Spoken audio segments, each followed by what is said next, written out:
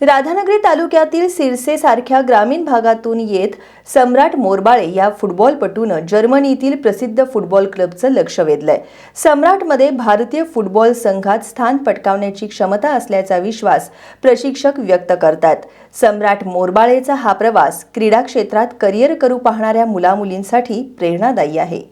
8 वेळा शालेय राज्यस्तरीय स्पर्धांमध्ये कोल्हापूरचं प्रतिनिधित्व, 3 वेळा राष्ट्रीय स्पर्धांमध्ये महाराष्ट्राचं प्रतिनिधित्व, जर्मनीच्या जगप्रसिद्ध बायर्न म्युनिक फुटबॉल क्लबच्या ग्रासरूट प्रशिक्षण शिबिरासाठी निवड, रिलायन्स फाउंडेशनच्या गोल्डन बूटचा 2 वेळा आणि गोल्डन बॉलचा 2 वेळा मानकरी हा यशाचा चढता आलेख आहे. मूळचा राधानगरी तालुक्यातील शिरसे गावचा आणि सध्या कोल्हापुरात राहणाऱ्या सम्राट मोरबाळे या फुटबॉलपटूचा. सध्या फुटबॉलचा महाकुंभ समजली जाणारी विश्वचषक फुटबॉल स्पर्धा सुरू आहे. या स्पर्धेत मुंबई शहराएवढी लोकसंख्या असणाऱ्या देशांचे संघ सहभागी असताना भारतासारख्या खंडप्राय देशाचा संघ का नाही असा प्रश्न फुटबॉल प्रेमींना सतावत असतो. अशावेळी सम्राटसारख्या खेळाडूंमध्ये भारतीय फुटबॉलचं भवितव्य दिसतं.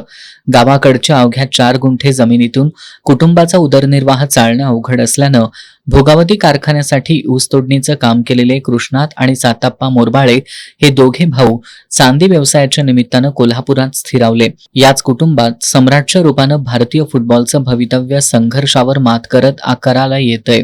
सिरसे ते कोल्हापूर या प्रवासाकडे मागं वळून पाहताना कृष्णात मोरबाळे आणि त्यांच्या कुटुंबीय भावना विवश झाले होते.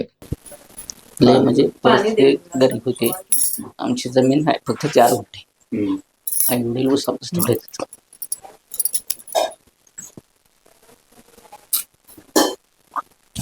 त्यांचं कसं की जास्त बिकट परिस्थितीतून वर आलेत नाही. त्यांना म्हणजे मोलमजुरी केल्याशिवाय जेच होत नाही. 1997 साली आम्ही आलो इथं. भाऊ आमचा दुसऱ्या काम होतं. त्यावेळी भावांना 50 रुपये 75 रुपये महिना पगार होता. मग मी काय करतो, आमची बैलगाडी चालू होती. फक्त मी 4 महिने आमचा छानचा व्यवसाय होता. सीझन असेल मी फक्त सीझन पुरता येत तेवढा भावांना मदत करायचो आणि बाकी इतर वेळी मग वाढऊस वगैरे तोडतो.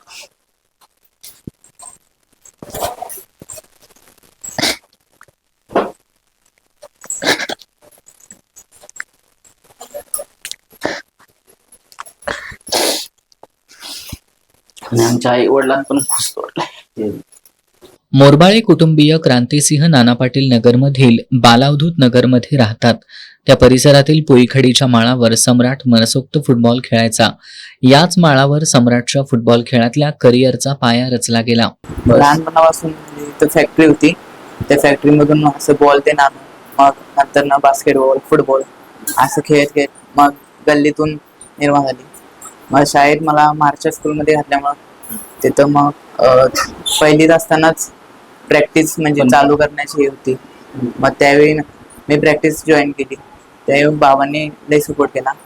दररोज पहाटे 5ला उठून बाबा मला न्यायला सोडत होते आणि परत न्यायला येत होते. बाबांमुळेच सगळं झालं. आणि बाबांचे तर सपोर्ट नसता तर काय झालं नसतं. त्यामुळे बाबांनी सगळं केलं. सम्राटच्या फुटबॉल प्रेमाला घरच्यांचं सुद्धा पाठबळ मिळालं. त्यामुळे फुटबॉल खेळासाठी प्रसिद्ध असलेल्या महाराष्ट्र हायस्कूलमध्ये प्रवेश घेण्यात आला. तिथल्या शिक्षकांनी सुद्धा त्याच्यातलं फुटबॉल खेळाचे कौशल्य ओळखलं आणि त्याला शाळेच्या संघात स्थान मिळालं. पहिल्यांदाच मी बेबी लीग खेळलो संजय वडाव विरुद्ध. तेव्हा मी ती बेबी लीग जिंकलो. मग नंतर ना पहिलीत गेल्यानंतर मी प्रॅक्टिस चालू झाली. मग थोड्या दिवसानंतर सुब्रतो मुखर्जी स्पर्धा होत्या. त्यामध्ये मग परफॉर्मन्स कायम डेली प्रॅक्टिस होती. त्या प्रॅक्टिसमध्ये हे संतोष पवार सर आणि साळवे सर यांनी माझी निवड केली. मी सेंटर हाफ व स्ट्रायकर खेळतो. त्यामुळे त्यांनी मला निवडले. शालेय स्पर्धा खेळलो. नंतर महाराष्ट्र बायर्न म्युनिक कप खेळलो. रिलायन्स फाउंडेशन खेळलो. हे आता लोकमत कप खेळलो. फुटसाल खेळलो. परत नॅशनल आणि युथ लीग खेळलो. परत गुजरातमध्ये आय लीग. शालेय, जिल्हा, राज्य, राष्ट्रीय, आंतरराष्ट्रीय स्तरांवरील स्पर्धांमध्ये मैदान गाजवणाऱ्या सम्राटला रोनाल्डोचा खेळ आवडतो. रोनाल्डो त्याचा डिसिप्लिन म्हणजे तो कुठून कचरा हे लोटरोता रोडवरून, ते आता टॉपचा प्लेअर आहे. हे त्याचं डिसिप्लिन आहे.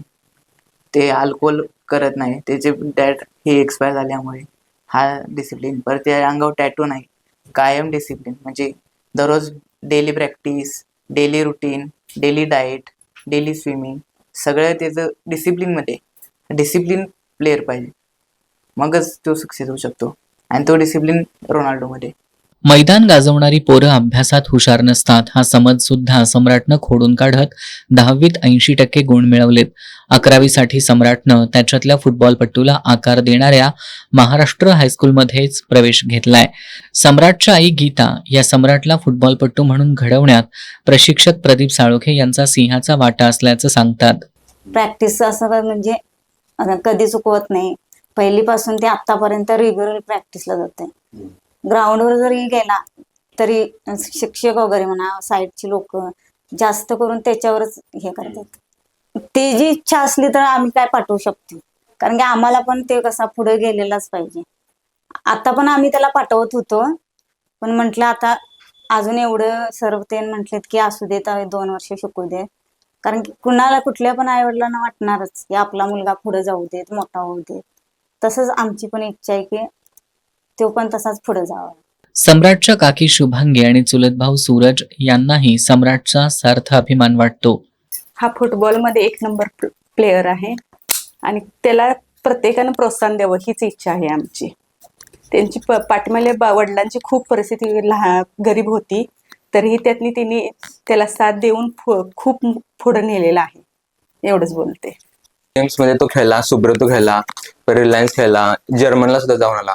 पण एवढ्यावरच थांबून उपयोगच नाही. तर ह्याच्या पुढे एक चांगला खेळाडू, आदर्श खेळाडू म्हणून कसा घडेल, किंवा त्याला जे मोटिवेशन आहे ते सुद्धा दिले पाहिजे. प्लस आता जर आपण बघितलं तर सर वगैरे काय म्हणतात की आता फिफा वर्ल्ड कप सुद्धा चालू आहे.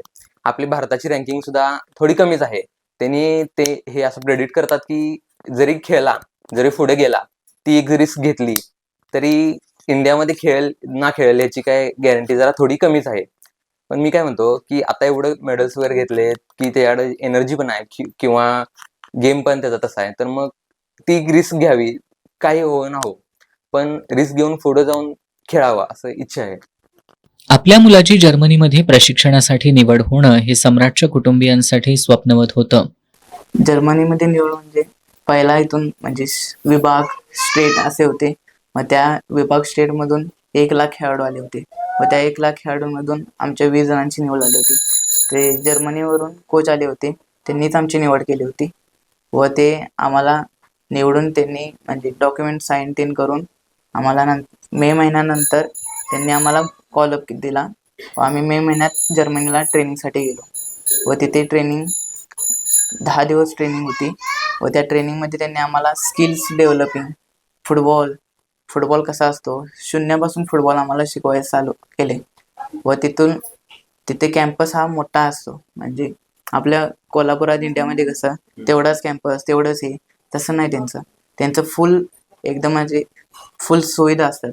स्विमिंग पूल असो, जिम असो, म्हणजे प्लेयरांसाठी डाएट ते वगैरे सगळे एकदम व्यवस्थित आहे. म्हणून ती फुटबॉलमध्ये टॉपमध्ये आहेत. जर्मनीमध्ये कसं ग्राउंड प्रॉपर आहे. ग्राउंड, त्यांचे फिजिकल, त्यांचे एक्सरसाइज, त्यांचं व्यायाम येणं, त्यांची सेशन, तसं आपल्या कोल्हापुरात किंवा इंडियामध्ये कुठेच नाही. आपले कसे ग्राउंड एकतर नीट नसतात, एकतर सुविधा नीट नसतात.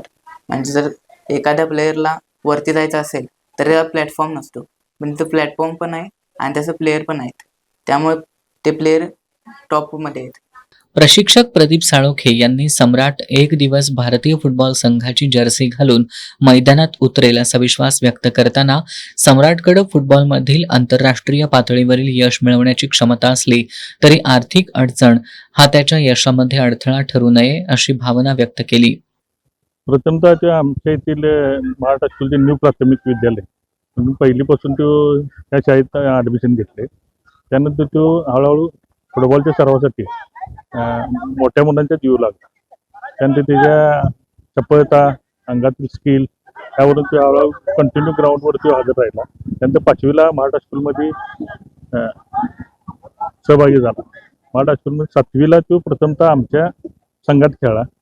14 वर्षाखाली खेळ खेळले तर प्रथमतः तो राष्ट्रीय स्पर्धेसाठी चमकला. त्यानंतर तो 8वी 9वी सलग 2 वर्ष खेळला. 9वीला तो बायर्न म्युनिच जर्मनी येथे त्यांच्या तर्फे जे पुणे येथे बालेवाडी येथे झालेल्या निवड चाचणीत त्याची जर्मनी येथे निवड झाली.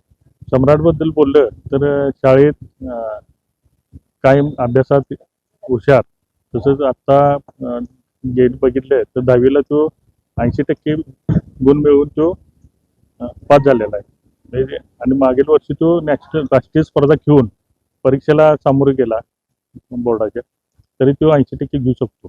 जर खेळात नसता तर तो 90-95च्या पुढे गेला असता. तो कुठल्याही जेव्हा खेळू शकतो, मिडफिल्ड खेळू शकतो, म्हणजे सेंटर हाफ, सेंटर फॉरवर्ड, जसं संघाला गरज पडेल तसा त्याचा आम्ही उपयोग करून घेतो. कोल्हापूरचं ब्राझील म्हणून महाराष्ट्र हायस्कूलला ओळखलं जातं. गेली ते जवळजवळ आता 400 ते 450 मुलं यावेळी राष्ट्रीय स्पर्धा खेळून गेलेले आहेत शाळेतून. आणि आंतरराष्ट्रीय खेळाडू 12 ते 13 मुलं आंतरराष्ट्रीय स्तरावर खेळलेले आहेत. म्हणून महाराष्ट्र हायस्कूलला हे फुटबॉलची पंढरी किंवा कोल्हापूरचं ब्राझील हे म्हटले समजलं जातं. आणि आत्ता दावेदार असेल ते वर्ल्ड कपमध्ये अर्जेंटिना आणि ब्राझीलच, असं ह्या दोनात अंतिम सामना होईल असं वाटतं. ते खेळात आणि अभ्यासात असला की ते वरच्या लेवलला तो जाऊ शकतो. विविध क्लबमध्ये तो ट्रायलला जातोच आणि जात राहिले की त्याला यश मिळणारच. स्वतःच्या खेळावर त्याचा विश्वास आहे आणि त्यामुळे तिची प्रगती चांगली होणार. आत्ताचे खेळाडू एक क्लब मर्यादित आणि ह्याच्यातच आहेत, म्हणजे तिने आपला इन्कम सोर्स म्हणजे कोल्हापूर सोडून बाहेर खेळलं पाहिजे. क्लबमध्ये विविध क्लबमध्ये तिने सहभागी झाले पाहिजे. आणि आता व्यावसायिकता आलेलं आहे आणि मोठमोठे क्लब जातात, परंतु कोल्हापूरमधील खेळाडू कोल्हापूर सोडून जाण्यास म्हणजे 70% लोक ही जात नाहीत. 30% खेळाडू आहेत, त्यांनी भरपूर आपला फायदा करून घेतलेला आहे. म्हणजे राष्ट्रीय आंतरराष्ट्रीय स्तरावर पण खेळलेले आहेत, परंतु आपली कोल्हापूरची खेळाडू आहेत त्यांनी इथून बाहेर पडलं पाहिजे आणि वेगवेगळ्या क्लबमध्ये खेळलं पाहिजे. क्रिकेट वेड्या भारतात फुटबॉलबद्दल विलक्षण जिव्हाळा असणाऱ्या कोल्हापुरात अलीकडच्या काळात फुटबॉल स्पर्धांवेळी जे प्रकार घडत आहेत त्याबद्दल सम्राटनं मार्मिक भाष्य केलंय. एक तर कोल्हापूरमध्ये स्पोर्ट्समॅनशिप आहे थोडीफार, पण ते अजून इन्क्रीज व्हायला पाहिजे. म्हणजे असं फॅन्समध्ये पण तसंच आहे, माझे पेटे माझे मंडळ, पण आपण एक कोल्हापूर आहे, आपल्यामध्ये तो क्रेज आहे, तो क्रेजच राहावा. ते भांडणात त्याचं हे करू नये, रूप बदलू नये. ते भांडणामुळे काय होणार, प्लेअर बाद होणार, त्यांना इंजुरी होणार, त्यामुळे सगळं मग ते गल्लीत भांडणं होणार, ह्याच्यात भांडणं होणार. त्यापेक्षा प्ले आपला काय आहे कोल्हापूरचा फुटबॉल, तो फुटबॉल पारंपरिक आणि जसा आहे तसा न्यावा. भांडण करून ते काही उपयोग नाही. अल्पभूधारक कुटुंब, वडील आणि चुलत्यांनी ऊसतोडणी मजूर म्हणून केलेलं काम पुढं कोल्हापूर शहरात येऊन जगण्यासाठीचा संघर्ष सुरू ठेवत घरात एक आंतरराष्ट्रीय दर्जाचा फुटबॉलपटू घडवण्यासाठी घेतलेले कष्ट या सगळ्याची सम्राटला जाणीव आहे. सम्राटनं आजवर मिळवलेलं यश अभिमानास्पद आहेच, तो मुख्य भारतीय फुटबॉल संघात सहभागी होऊन आपल्या कष्टाचं चीज केल्याशिवाय राहणार नाही. हा त्याच्या मागं हिमालयासारखे उभे असलेले मोरबाळे कुटुंबीय आणि प्रशिक्षक प्रदीप साळोखे यांचा विश्वास सम्राट नक्कीच सार्थ ठरवेल, यात शंका नाही. सम्राटला फुटबॉलमधला सम्राट होण्यासाठी एस न्यूजच्याही शुभेच्छा. एस न्यूजसाठी कॅमेरामॅन तौफिक मीर शिकारीसह उत्तम पाटील.